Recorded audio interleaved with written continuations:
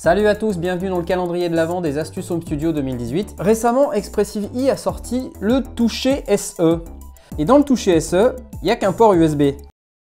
Diantre, ça veut dire qu'on ne peut pas contrôler des synthés hardware?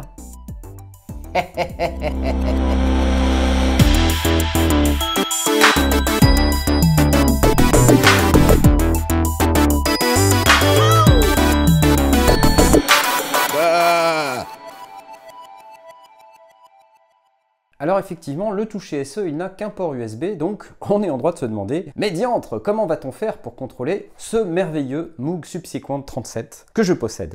Quel homme heureux je suis! Je vais en profiter parce que, en fait, j'ai un nouvel accessoire pour le toucher SE. Je vais mettre ça. Ouais, c'est la classe. Ne faites pas cela chez vous, c'est très dangereux! Non, je déconne. Donc je l'ai branché à mon ordinateur et j'ai relié mon Moog en MIDI via ce merveilleux câble MIDI jaune, lui-même relié à mon ordinateur. Donc en fait, tout ce petit monde est connecté, mais pour l'instant, ne sait pas comment se parler. Comme je déteste avoir des bâtons dans les roues et que je suis un type curieux, je me suis dit, je vais utiliser mon ordinateur pour récupérer le MIDI du toucher SE, parce qu'en fait, le toucher SE, il émet tout le temps du MIDI. Et je me suis dit, je vais démarrer Ableton Live, et je me suis posé la question, comment je peux faire pour récupérer un signal MIDI, filtrer juste le contrôleur MIDI qui m'intéresse pour pouvoir en faire ce que je veux? Eh bien, réjouissez-vous puisque un certain Takadimi, et oui, et en plus il a l'air français puisqu'il a une adresse email en free.fr, Cocorico! Il vient de nous gratifier le 29 novembre 2018, c'est-à-dire il y a vraiment pas longtemps, d'un super MIDI CC converteur pour Max for Live. Alors ça nécessite évidemment d'avoir Max for Live et donc la version suite de Ableton. Bon, arrêtez de râler un peu, Mais en gros, comment ça marche? Eh bien, c'est simple.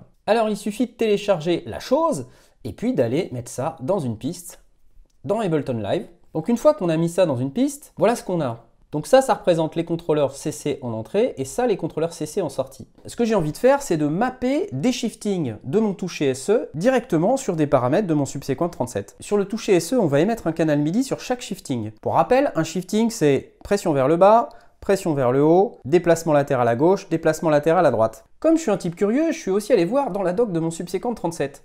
J'ai fait une recherche sur MIDI opération, et là on tombe sur la table d'implémentation MIDI, donc ça c'est assez classique, ça existe sur tous les synthés ou presque. Grâce à ça, on va pouvoir regarder quel est le canal MIDI qui correspond aux paramètres que je veux modifier. Par exemple, Filter Cutoff, qui est sur contrôleur numéro 19. Ah ah, intéressant! Et donc là je vais aller ici, et grâce au petit bouton L qui veut dire MIDI Learn, vous voyez il y a un petit pop-up, je vais cliquer là-dessus, et ensuite, je vais aller appuyer sur mon toucher SE.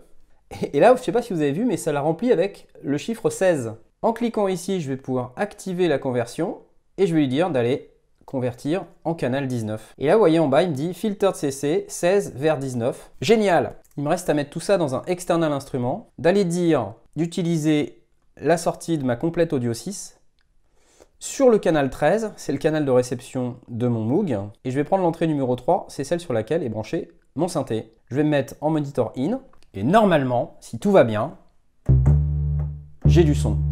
Attention, on va tester. Ça marche!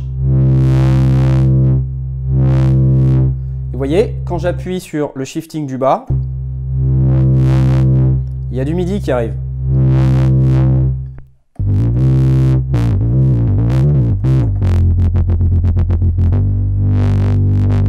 Trop génial.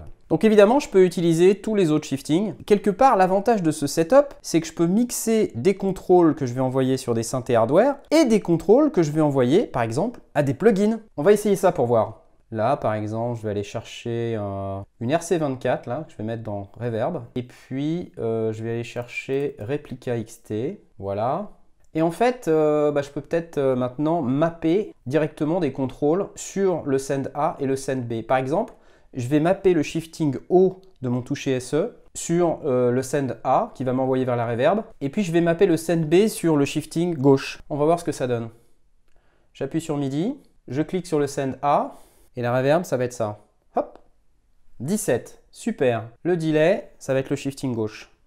Hop, 18, parfait. Bon, il n'y a plus qu'à tester. Waouh!